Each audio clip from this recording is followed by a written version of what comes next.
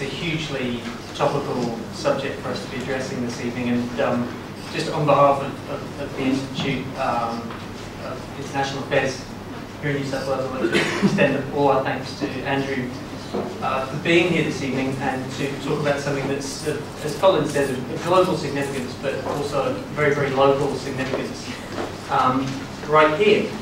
Who is Andrew Collins, who's our speaker? He is as Colin alluded to, a public affairs manager from the oil and gas industry, a former engineer and former senior political staffer, whose political opinions will become obvious, I think, from his presentation. He's worked all over the world. He has connections both academic and in the industry in the US, EU, and Middle East. Thank you, Nick. You didn't have to drag me off my surfboard at 7 o'clock at night. That was alluding to the fact that I live on Manly near the beach. Look, if I said the words, which I'm about to, unconventional gas, you probably wouldn't necessarily understand what I was talking about. I mean, there's a lot of very intelligent people in the room, so possibly that's the case that you would. If I said the term CSG, or coal seam gas, you'd probably have 99% of people in the room understand what I was talking about. And that in a nutshell, sorry, can everybody hear me okay? Yeah. That in a nutshell is really what the issue is. It's the perception of the debate. I was reminded of a story early on. I was chatting with some of the interns and Colin. Colin mentioned sort of gas with the Russians and Europe. And I'll just mention this story because it's an interesting one. So I was in Slovakia about 3 years ago, and a friend of mine was driving around Slovakia in this rather old car, and there was this power station, and you know, I like power stations, which is very strange. But there was this old power station up on the right-hand side as we were driving along. And I said, oh, that looks pretty old. What's the story with that power station? And my friend said, oh, well, that's a nuclear power station. And I said, really? He said, it looks pretty old. And she said, well, it is old, but we've actually just cranked it up again. It's just started again. And I said, really? I said, is that safe? And she said, oh, yeah, no, it's safe. You know, the Russians cut the gas off to Slovakia, so we had to crank it up. And I went, wow, okay, so how old's the power station? She said, oh, it's pretty old. I said, you're fine with that? She said, yeah, they give us pills for it. Like, in other words, radiation pills. So the importance of gas is a very big issue in some countries, or the importance of energy. So this talk today is all about energy, and that's where it really starts. So what does an energy supply strategy need? And there are several things you actually need when you look at the issue of energy. You need a reliable supply, you need security of supply, and often they talk about domestic security. You need diversity of supply, and you need affordable supply. And these days you also need a cleaner source of energy to reduce greenhouse gas emissions. One of the other things that isn't in the debate that much is the issue of investment. So one of the other things you need to look at is investment in energy is a long investment cycle. Australia itself is likely to need foreign capital to invest in energy in Australia. And capital has an issue with risk, and capital will flow to sovereign areas with less sovereign risk. So if we look at gas, I've got my helper here on the PowerPoint slides. So if we look at gas, does gas fit that model? So gas is reliable, it's abundantly available, it's secure, large quantities, both conventional and unconventional, and I'll explain that in a minute. And it's able to be transported through LNG. So you've got these big LNG terminals around Australia. It adds to diversity.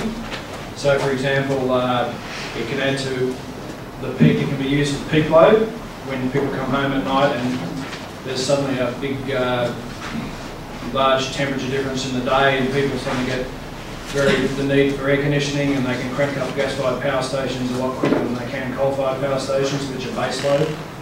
It also complements renewables. So renewables are a good thing, and gas is often seen as a transitional fuel, but renewables are intermittent in terms of the energy cycle. So gas being a peak load power that can be cranked up very easily in power stations is very useful. It's also affordable.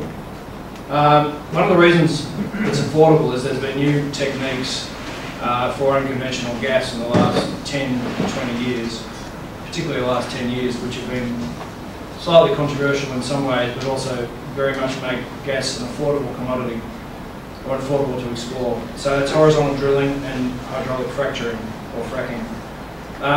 These particular methods in the US have allowed the US to become more energy independent. It's also allowed Eastern Australia to look at the issue of unconventional gas, not so much with the hydraulic fracturing. And potentially places like China can start looking at the issue of domestic gas supply. It's also clean. Gas is known to have about half the carbon emissions of when it's used in energy production in power stations from coal. So what is unconventional gas? One of the things that, so we're talking about, in Eastern Australia, we talk about coal seam gas. Coal seam gas is one of the unconventional gases. In the States, it's shale gas, and there's also things called tight sands as well. So essentially, unconventional gas is called unconventional gas because it comes from the source rock. So it's basically coming from a different area to where you normally get conventional gas. So conventional gas might come out from an area that just seeps out into a sandstone reservoir and is easily tapped. So there's not much effort in trying to get it other than drilling down. So with things like shale gas, you actually have to go down into the rock, and with horizontal drilling you can go along and you can allow the gas to escape through very small hydraulic fracturing techniques. With coal seam gas, you don't actually have to use hydraulic fracturing, but sometimes you do.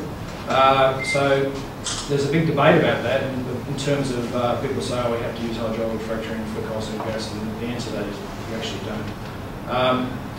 But in terms of coal seam gas, it's within the coal bed.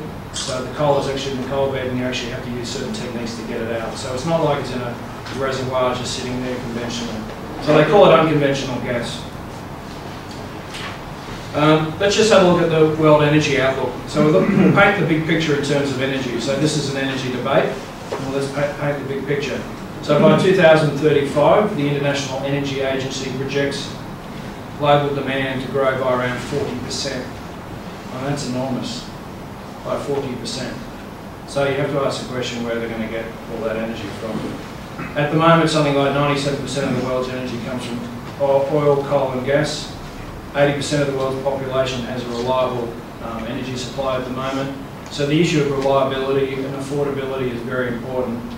And that means that essentially in the near term, when we're talking about the near term, you cannot really eliminate fossil fuels like some people might claim because of the fact that it's secure, it's affordable, it's reliable. Gas is also often known as a transition fuel. So people talk about in about 30 to 40 years' time when we've been clever enough to look at the whole energy debate and start trying to think about different things, then we may be able to get some energy that's a lot more renewable than it is now. But the reality is that we're still going to need large amounts of gas, we're still going to need large amounts of coal, because with a 40% increase in world energy demand, you just have to have that. One of the other current trends is that you've got several countries at the moment that are experiencing changes in the way they look at energy. So the UK is in the top 3 of LNG importers. Now that's important because they basically have just recently put in a tax incentive for the shale gas industry, and the reason they've done that is because they're such a big importer of gas. The USA is becoming energy independent from unconventional and may soon be a net exporter. This is likely to affect OPEC, Russia and places like Africa in terms of their importance in the energy debate. The cheap natural shale gas in the USA for electricity production is actually reducing greenhouse gas emissions. So that's changing the debate on climate change and greenhouse gas. So people often now talk more about sustainability in the US about energy supply rather than necessarily the word green. So it's also changing the language of the debate. And the same thing in Australia potentially. So in Australia we actually currently 4th in terms of our exporting of LNG, but by 2020 we could be the largest LNG exporter in the world, which is really something. In 2011, Australian LNG exports were worth over $10 billion, and they're likely to increase dramatically. There are currently 7 LNG projects happening under construction in Australia. 3 of these projects are actually happening through coal seam gas through Gladstone. So that's from an unconventional source. The other 4 are from conventional sources of WA and the Northern Territory. Coal seam gas will also represent 1/4 of Australia's demonstrated resources of gas. The next slide, we won't go into that too much detail, but even the Australian government itself, so we've gone from the world outlook and we're looking at the Australian outlook. So the Australian government itself recognises the need for gas production, both conventional and unconventional. So according to the Australian government, over the next 2.5 decades, Australia's energy production is projected to more than double, largely due to export growth. They agree that we must actually try to get more development of our gas supply. Our gas production is expected to increase dramatically by 19% per year to quadruple by 2017. And this will be boosted by unconventional gas. Now in that slide, it's very hard to see, but one of the issues with engineering or energy is distribution. So for example, in your typical energy cost, it might be like 25% is actually the cost of producing the actual energy itself. The rest is made up by a whole set of other factors. So some of those factors, and part of that factor is distribution cost. So you've got a whole set of pipelines in eastern Australia at the moment with gas. You've got a Moomba interchange, there's the Cooper Basin, there's the Queensland coal seam gas resources, and there's New South Wales gas resources. So the Cooper Basin is shale gas, that's coal seam gas, that's coal seam gas. You've also got gas pipeline coming up from Bass Strait, and that's more of a conventional source there. Now there are what that particular slide shows is that there is a huge amount of gas resource in Queensland at the moment. They're about halfway to proving up the expected resources in Queensland. In New South Wales, we haven't got quite as much resource base potentially, and not only that, but we do have a lot, and also we're actually very, very small amount that's been proven up. So we've got a long way to go in terms of exploration in New South Wales to prove up the resources. That's the significance of that slide. The other significance is the issue of the distribution of the pipelines. So if you want to get gas in Sydney, you've got to get gas from these pipelines unless you actually shore up the gas itself in New South Wales. This pipeline here, that's actually getting full. So you're actually going to find problems in the future with putting enough gas into that pipeline. So what I'm doing here is I'm kind of framing the debate about the gas issue. So it's not just about the issues of water supply, water issues or anything else, it's also about the whole energy debate. So let's just quickly look at New South Wales. So New South Wales at the moment imports 95% of its gas. We also have long-term contracts in New South Wales for gas expiring from 2014. Some of the other issues there that are worth mentioning is that there's a large number of gas users in New South Wales in industry. Industry uses gas for a feedstock, in other words, as part of its process in engineering. So it can't actually go and use something else. So those companies that can't get gas at a reasonable price in New South Wales may potentially move offshore, which means job losses because they can't get the gas at a reasonable price. And why can't they get it at a reasonable price? Because the distribution costs of getting gas in from elsewhere and the fact that contracts are running out means that, and gas-fired power stations are coming on board, and also you've got the export of gas in Queensland, is pushing up the price of gas. So it's very hard for an industry to actually get hold of that gas domestically in New South Wales. So what New South Wales really needs is a very clear policy on how to actually proceed forward with procurement of a reliable supply of gas. And that's really the big issue that's been happening here in New South Wales at the moment. So if we look at, for example, what you could have if you've got a situation in developing New South Wales gas supply. At June 30, 2012, Queensland had something like 18,500 jobs that were related to coal seam gas. New South Wales had 330 jobs. Queensland contributed something like $84 million to the community. New South Wales contributed something like $500,000 to the community. And if you look at those figures, even though we don't have as much potential gas or resource base as Queensland, we have a huge amount of resource base that we can actually get a huge amount of funding into the economy, to regional areas, if we work on this in a sustainable path. But let's just have a look at New South Wales. Well, let's have a look at Queensland. So you've got all those figures there. You've got Queensland developing CSG for 20 years. It's supplying over 75% of the gas market in Queensland. It's also producing all these jobs and community growth. So in New South Wales, what have we got? We're importing gas, we're exporting gas industry jobs, suppliers market for gas prices, in other words, we're going to pay more for gas. We're losing industry. We had an 18-month moratorium followed by the toughest regulation in supposedly strategic regional land use policy in September last year. We've now got exclusion zones 6 months later, which is a completely different policy in New South Wales. We've got a duplication of policy because the federal government has actually put new policy out which is duplicating what's happening in New South Wales. And so what's happened recently in the last 2 months is two what they call mid-cap players in the gas industry have pulled out of New South Wales.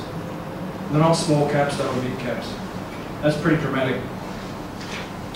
So let's have a look at some local politics. So I'm a stakeholder person at heart. So this is my bread and butter. And at the end of the day, when governments make policy decisions, they make them based on local politics. All politics is local, as they say, and it's about stakeholders. So for example, if you're in the local community at the moment, you probably realise this already, but there are issues that they look at. So the local community, in other words the landholders and the neighbours around them, they're looking at water issues, the aquifer protection, producer water. They're looking at land access issues.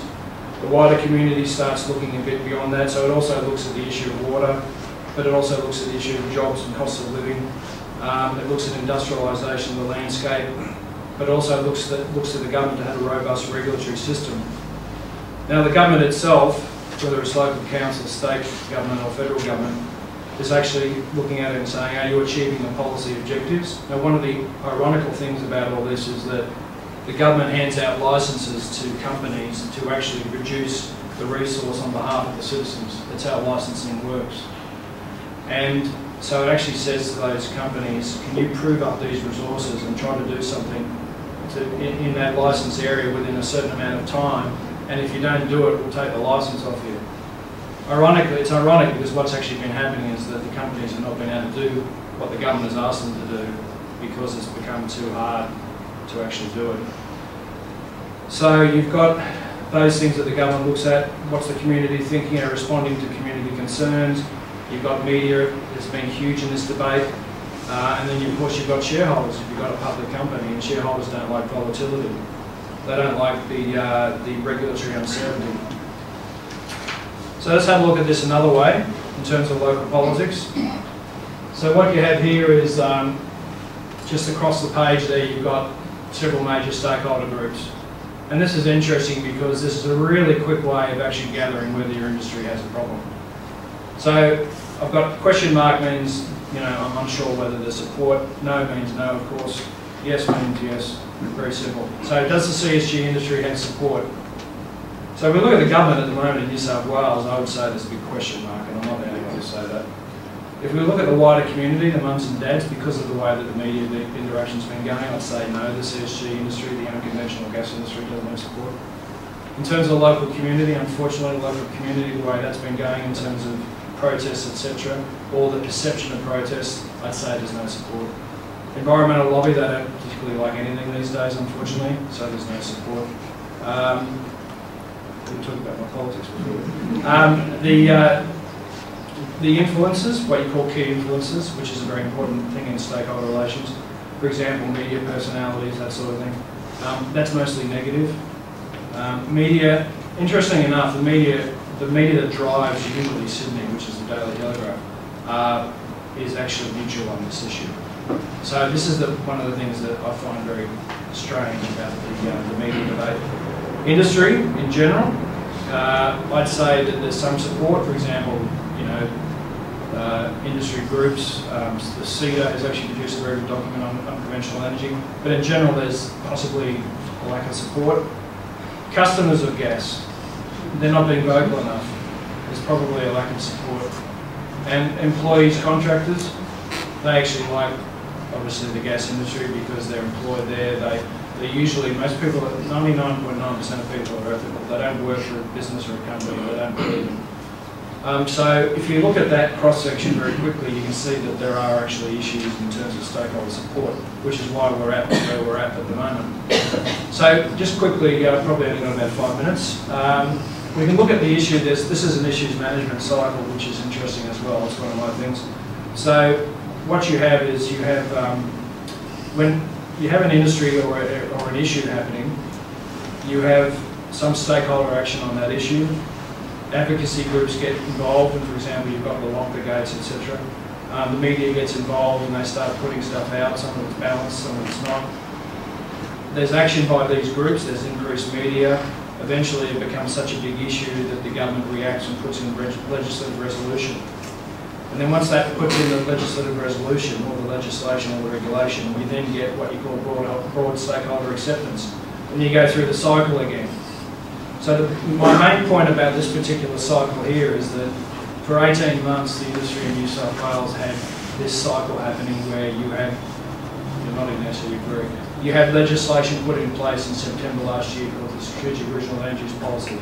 It was supposed to be the toughest legislation at the time. Within 6 months, that issues management cycle went into overdrive again, and you went back into another set of regulations within 6 months. So you had 18 months, and then you had another 6 months where it had a complete change in the regulation, without broad stakeholder support in terms of stakeholder input. So that's very interesting as well. So what can the public sector in general do to assist the industry? If you take it that we need an energy supply, we need energy. Gas is actually one of those energies, unconventional gas is part of that. Well, in general, the public sector can provide research and development grants. It can provide incentives such as tax breaks. It can educate the public on the needs. It can provide codes and standards, such as they've done with aquifer interference policy, well integrity policies. And the government can also provide leadership. So the debate, this is more of a question out there to the audience. So if you look at those things that a government can do to, if you like, assist the industry, that's very important in terms of the energy debate. You ask yourselves the questions, which of those 6 is the government locally doing? I won't answer that one at the moment. It's doing some of them. And you know, at the end of the day, this is not an easy issue. But one of the things in terms of leadership, this is more of an intellectual point of view, but one of the things in terms of leadership or framing and debate, what you can do as an issue is you need to look at things like producing a consistent argument over a period of time. You need to make sure that message gets out there. You need to argue the case, and you need to create a regulatory system that reflects the broad stakeholder views. So one of the things that's been talked about a lot lately is the issue of whether government is, federally and New South Wales is actually framing the debate so that the public are accepting something. In other words, you frame it ahead of you as a government. You sit there and you say, we've got problems with energy. We need unconventional gas. If you think that and you know that that's a problem and that's what all the bureaucrats are telling you and that's what the industry is telling you, then you need to frame that debate ahead of time. When you do that, you actually stop erroneous messages getting into that public space. Now, one of the people who was very good at this over many years in terms of debates, such as the GST, for example, was John Hale. He was very good at framing the debate on a lot of things. And one of the issues that people talk about now about politics in general is people don't frame the debate enough to get public acceptance. So the messages that people should be putting out is that, you know, there is a gas shortage, there is security of energy, gas is good for the economy, jobs, cost of living pressures. This is a safe industry. It's been happening for a long time. The risks that people see are actually perceived at the moment, they're not real. I mean, a lot of the things that are talked about are always perceived. And in conclusion, where are we going to go to in New South Wales in terms of local? So we've gone from the big picture, in terms of where energy is at, 40% increase in demand for energy. The fact that in general, there's great support for the gas industry. It's evenly divided between conventional and unconventional. Out of the 7 LNG plants, you've got 4 conventional and 3 unconventional. So where do I think the industry needs to go? Where do we need to go in New South Wales? Well, the industry does need to gain a social licence, so it's not really doing that at the moment. And I used to work in the environment, I work in the industry. So therefore, you know, as an industry, we have to collectively do more to gain our social licence. But the industry also needs consistency of regulation. Regulation's changing all the time and lengthy approval periods. That leads to uncertainty and business risk. The industry also needs to have both mid-cap and large players and mid-cap players, in other words, large and small. So when you're in exploration, particularly for resources, you need nimble companies that can get out there and can actually explore and prove up the resources. Larger companies can do that, but it's well known within industry that the mid-cap, the smaller players can do that very well. And then the big players often will come in and partner up and actually produce a long-term sustainable benefit for the community. What the government needs to do, both federally and state in the future for this sort of resource, needs to provide a balanced energy debate, not a reactive energy debate.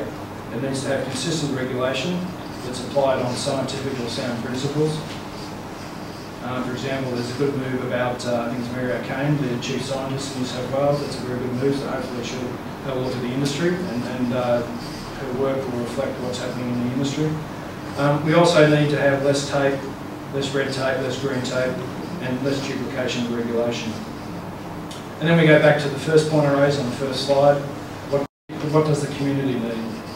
Well, the community essentially needs a reliable, secure, diverse, affordable and clean energy supply. We just have to make sure that happens. Thank you.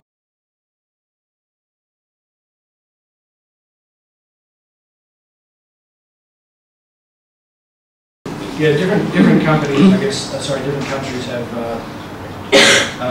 different cultures and different needs in terms of their economies. So, again, if you're looking at a place like Slovakia, well then, hey, that really needs energy that isn't coming in from Russia where they can turn the gas off like that.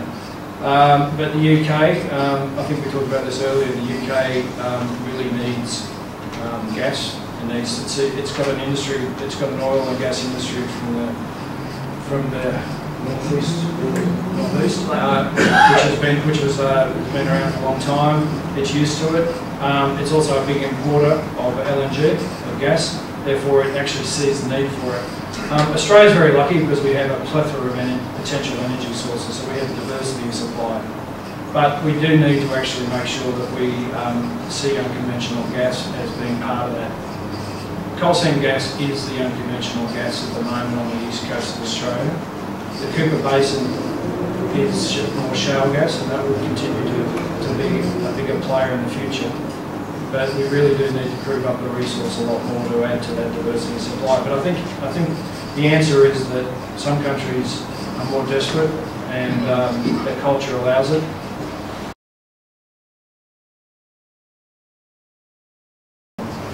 So transport is actually a big greenhouse gas emission sector in terms of I don't know what it is, but it's one of the biggest. It's one of the biggest greenhouse gas sectors in the greenhouse gas debate. So you would have to say that it would be a good thing to actually put more gas into transport in terms of buses, for example, using LNG. So buses and vehicles. And if you have that much potential gas in the community, then you should be.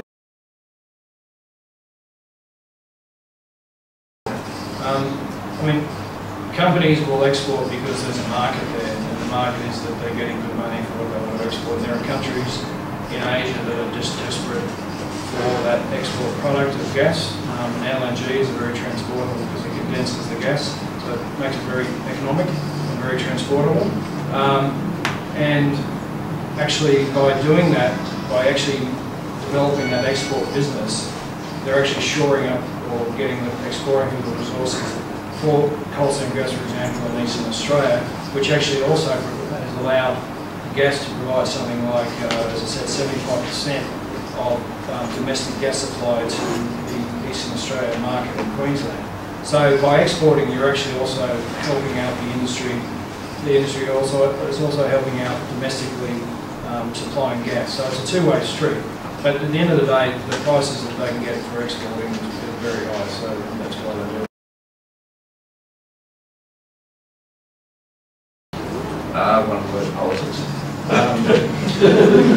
No, look, on a serious note, you know, coal seam gas or conventional gas has become very much a target for regulators. Some people have been targeting it, what the industry would say, unfair.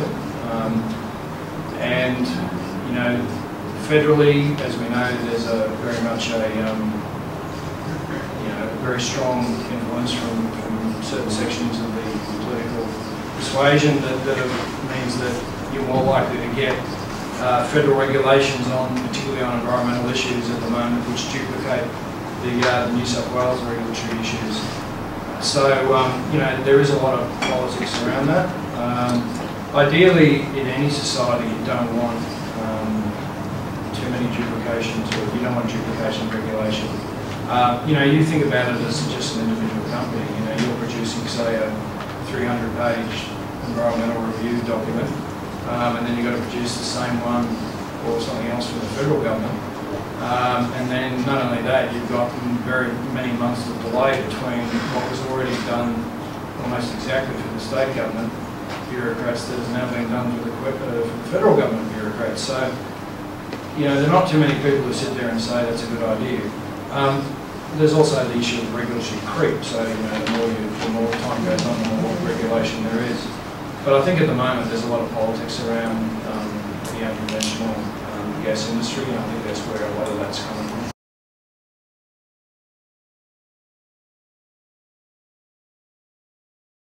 So, I mean, personally, I think it is safe. I think the industry would say it's safe.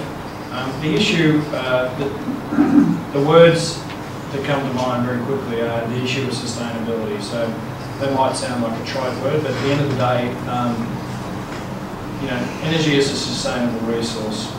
So, like, there are resources that are sustainable. So, you know, coal is a sustainable resource, gas is a sustainable resource.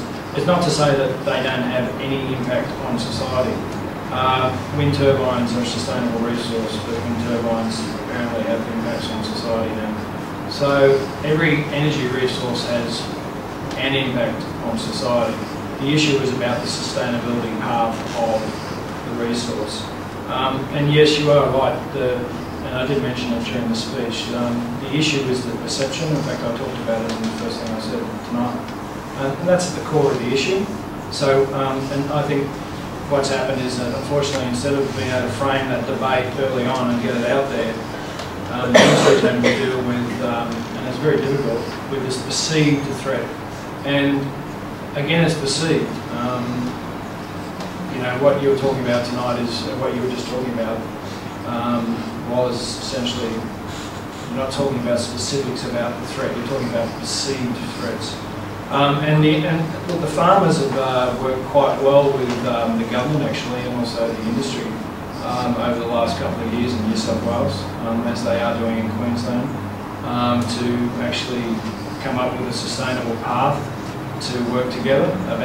And the gas industry can potentially, the unconventional gas industry can potentially can coexist with farmers and the agricultural industry. So I don't believe at all that it's unsafe or that it can't coexist. And I think that's what the industry would say as well. So again, the threats that you talk about are perceived threats.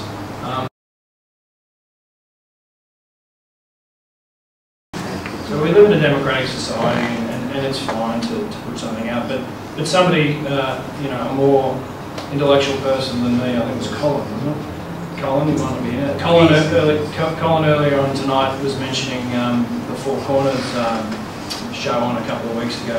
The Four Corners is an example. I forget Gaslands, it's American.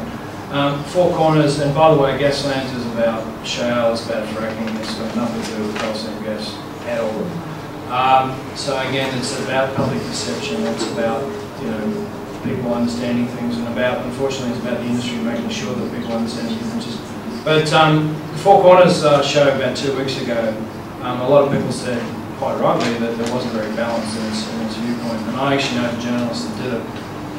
So, yeah, that's unfortunate, but you know, Four Corners itself is a wonderful show. It's been on for many years, but just because it's on the ABC and it's shown, and it doesn't mean it's actually 100% accurate. It wasn't a very balanced program, that Four Corners program.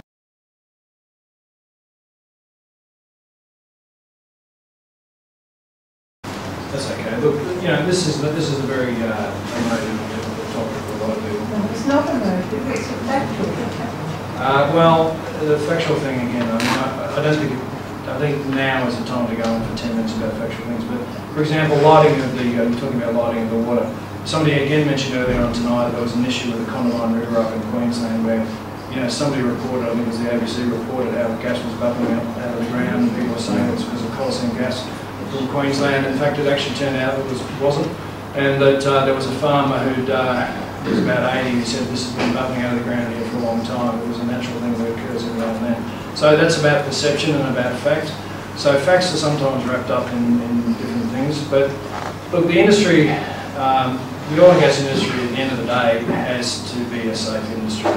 And then the government has actually introduced codes of practice. It's one of the things I mentioned that governments have to do, and the New South Wales government has actually started to develop those in terms of well integrity. So that's one thing that there's obviously going to be regulation around that.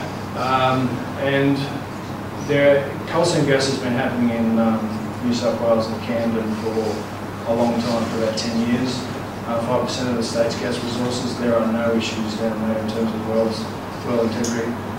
It's been happening in Queensland now for about 20 years. There are no issues that I know of that you could bring to mind. So again, look, no industry is absolutely perfect, but there's a lot of perception out there about certain things that aren't necessarily reality.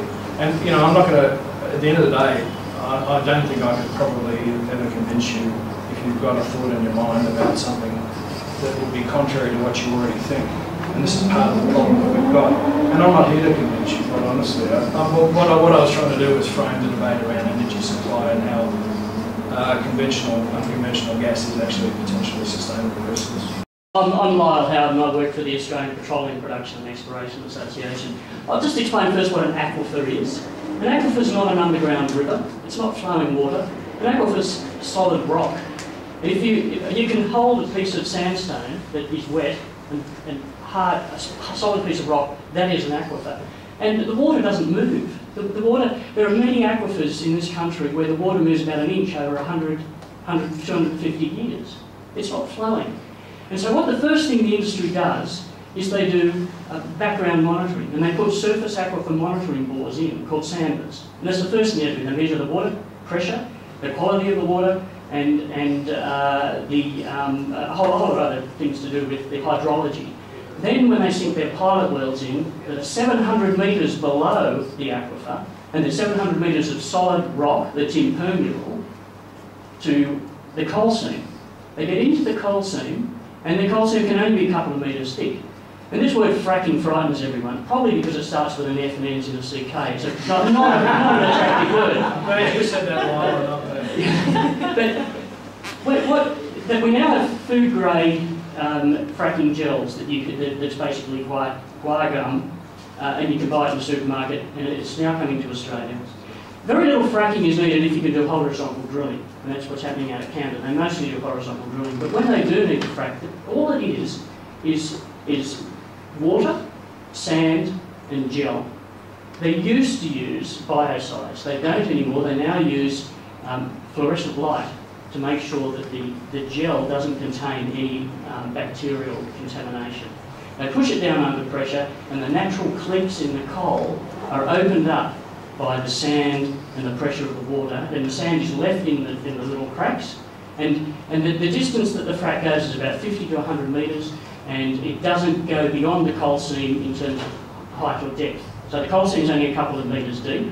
It's 700 to 800 metres, 1,000 metres of solid rock to the aquifer. There is no connection. It's never happened. Okay. But people have decided that it does, and it is very hard for the industry to turn around this perception once it's happened. Now, can I just address the farmers, because it's really interesting. Everyone says, oh, the farmers are really most concerned about coal seam gas. Well, we heard that a lot, so we decided to ask the farmers themselves. And we surveyed 600 farmers by telephone. And when we surveyed them, we asked them spontaneously, without saying mentioning the word coal seam gas, we just said, what are the things that worry you most? That's great. And the things that worry the farmers most, and we've done that survey, are the things that have always worried farmers. Growing conditions, droughts and floods. Interest rates, the cost of diesel, local roads, infrastructure, local hospital. And then when you do it on a prompted basis, you say, what about coal seam gas? 3% of New South Wales farmers rank coal seam gas as an issue. So when you ask farmers, it's not an issue, but there are some advocates that will tell you that farmers are sitting around saying this is the only thing they're worried about. In Queensland, we've signed 3,500 land access agreements with farmers. We've signed 350 in New South Wales. This is the silent majority. You don't hear from them because they're happy to take the money and they don't want to make a noise in the local community. There are now properties being advertised in Queensland with cash flow associated with coal seam gas wells as part of the advertisement. They say, buy this farm, you can run cattle on it, and you can get $10,000, $15,000, $20,000 a year because we've got 3 Queensland gas wells out the back, giving me a stable income that is not related to climate. Now, farmers have been begging for an income not related to climate. We've got actually just a quick second to the lady there on the left, since we're having a work done. Now, here's an interesting one. Do you still have the same opinion, and I'd say you do, of what you had before when you asked the question? I want to know far more information. So that's the thing. This is not something that can be solved in one night, and that's the point that I made earlier on. And you have a valid reason for your thoughts. I mean, you are an individual and you have absolute validity to what you're thinking, which is why it's hard. And Lyle's speech then was absolutely spot on. I couldn't have actually said it better. That was absolutely spot on in terms of what you would want to say in terms of the debate within about 5 to 10 minutes. And, even that will not convince somebody if they already have a perception in their mind. You need more information out there in the public domain. Yeah, and this is part of why this is an interesting debate to have.